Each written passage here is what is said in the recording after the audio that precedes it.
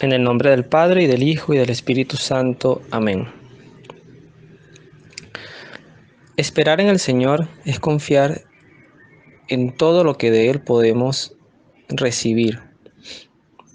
Y esto no está centrado solamente en la prosperidad, en la protección ante enfermedades, ante problemas, porque de hecho nuestra fe cristiana, es una fe de cruz, lo cual quiere decir que no es que Dios esté llamado a protegernos o evitarnos situaciones adversas, sino lo que sí está prometido es acompañarnos en las situaciones de angustia y de dolor.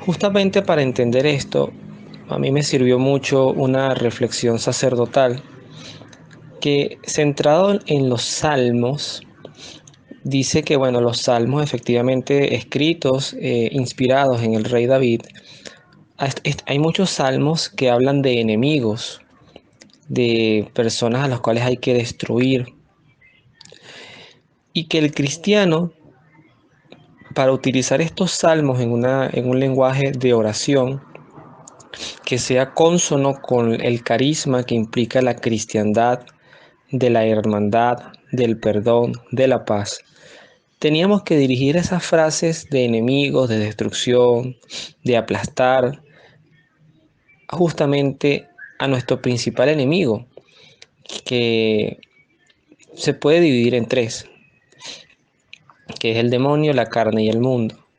Es decir, principalmente a los demonios como estos seres angélicos caídos que buscan seducirnos. Nunca obrarán por nosotros, pero sí buscan seducirnos hacia el mal, pero también principalmente a nuestras propias debilidades y tentaciones. Cuando consentimos esas tentaciones, las hacemos parte de nuestras vidas. Entendiendo este prólogo, este preámbulo, quiero centrarme en el Salmo 7.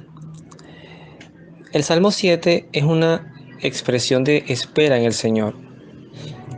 Es colocar ante su mirada, ante sus oídos, ante los sentidos divinos, es colocar su amor y la confianza que eso puede implicar para nosotros, refugiarnos en Él. Dice el salmista: Señor Dios mío, en ti yo me refugio. Líbrame de mis perseguidores, sálvame. No sea que me atrapen como un león y me arrastren sin que nadie me salve. Señor Dios mío, si he actuado mal, si ha manchado mis manos la maldad, si he devuelto mal por bien o despojado sin razón a mi contrario, que mi enemigo me persiga y me alcance, que me aplaste contra el suelo y esparza por el polvo mis entrañas. Es un poquito la expresión de ceder ante la debilidad de la carne. Es decir, si nosotros en algún momento efectivamente nos vemos seducidos y esclavizados por el mal, pues nos estamos haciendo parte de ese mal. Y por eso es el sentido de la protección que pedimos a Dios. Es un sentido de corresponsabilidad. Es decir, yo pongo de mi parte y tú pones de tu parte. Y en ese poner mutuamente de nuestra parte, pues vamos andando con caídas y con levantamientos, pero vamos andando en esa necesidad, en ese anhelo de la gracia del alma, en ese anhelo del alma de alcanzar y vivir la gracia. Enójate, Señor, y ponte en pie, haz frente al furor de mis opresores. Despiértate, oh Dios, y ordena el juicio, que la asamblea de las naciones te rodee, y presídela tú desde lo alto. Tú que juzgas a las naciones, proclama, Señor, mi rectitud y reconoce mi inocencia. Pon fin a la maldad y a los malvados, y fortalece tú al justo, pues las mentes y los corazones tú sondeas, tú que eres un Dios justo. Aquí también la invitación es a confiar en la justicia de Dios, y confiar en su justicia es confiar en su juicio. Nosotros no sabemos la realidad de cada ser humano. siendo muy cercanos a la realidad venezolana, y sé que estos audios los escuchan personas de cualquier parte del mundo, gracias a principalmente este grupo hermoso de oración al cual gentilmente pues me han hecho parte, y con un mínimo granito de arena pues entre todos construimos espacios para encontrarnos con Dios. Pero efectivamente en mi país, Venezuela, hay una violencia que de siempre, o sea, desde que yo tengo uso de razón, ha existido, pero ya se ha normado en nosotros, ¿no?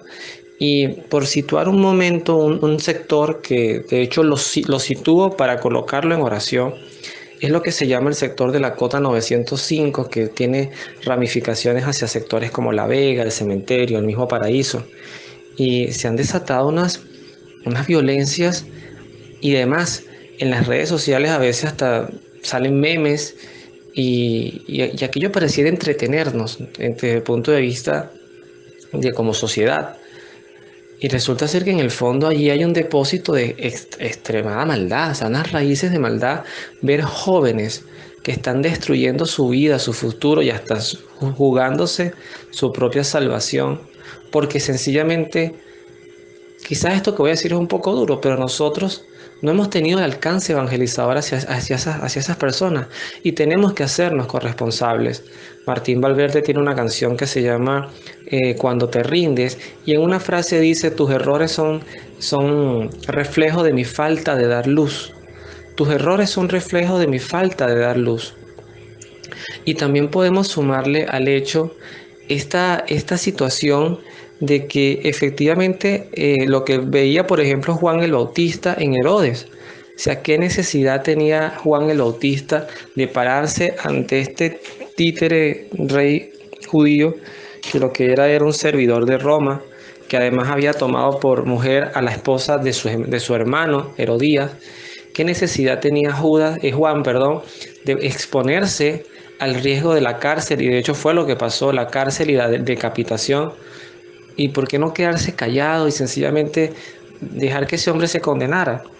Hay una frase que recoge la película de Sefirelli, que me parece muy asertiva, la película de Jesús de Nazaret, donde Juan dice: es que si yo no denuncio tu pecado, a mí me van a pedir cuentas de tu vida.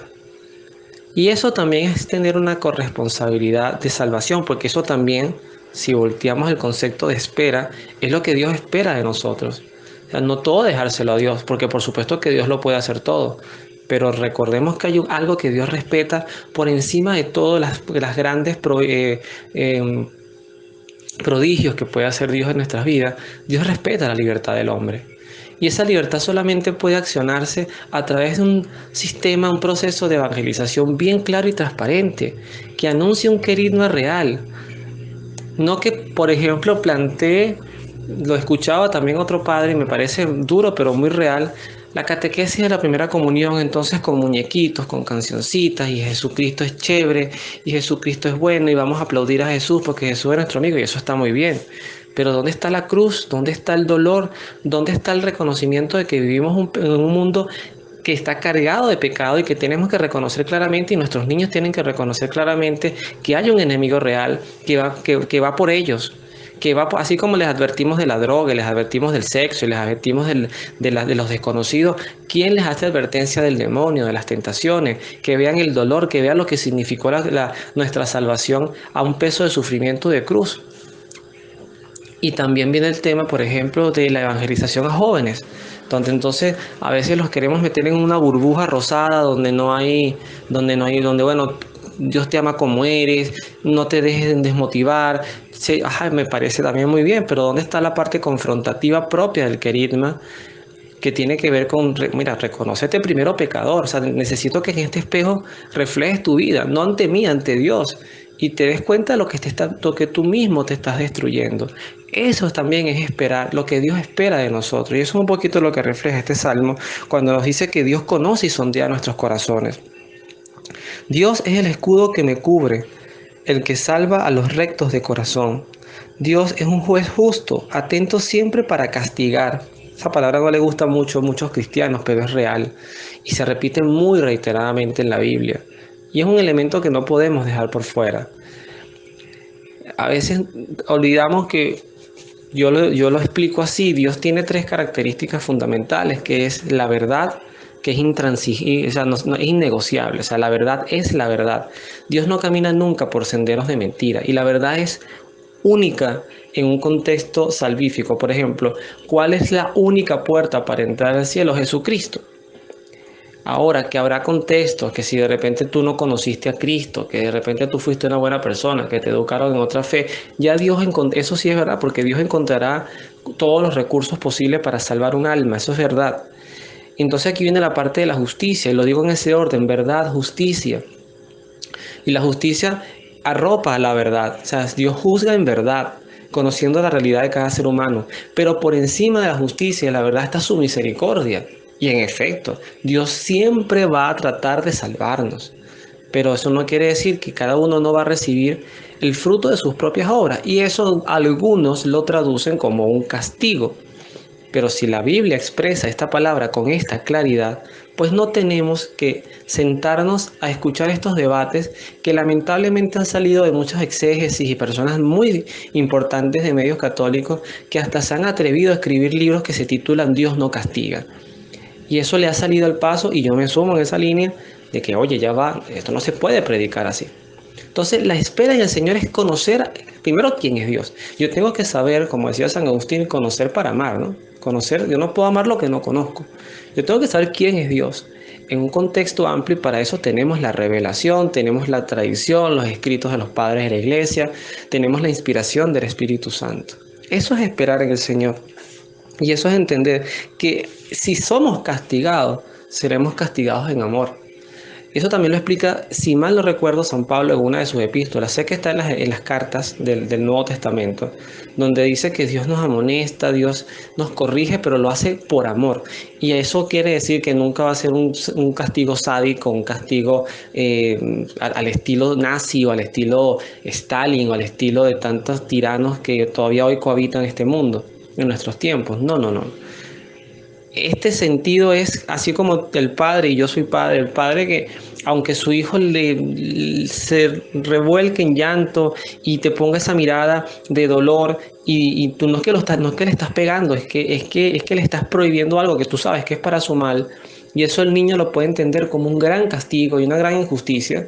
Es un lenguaje muy propio de los niños. Nosotros no somos, o sea, nosotros no nos doblegamos ante la decisión porque sabemos por experiencia que eso le va a hacer mal. Por ahí va la línea de este Dios que juzga y que también está atento para castigar o corregir. Arrepiéntanse o tengan cuidado. El Señor tiene la espada afilada, su arco tenso y la flecha apuntando. Tiene en su mano siempre preparadas armas mortíferas y flechas encendidas. Miren al hombre preñado de malicia, concibe la desgracia y da a luz el fracaso.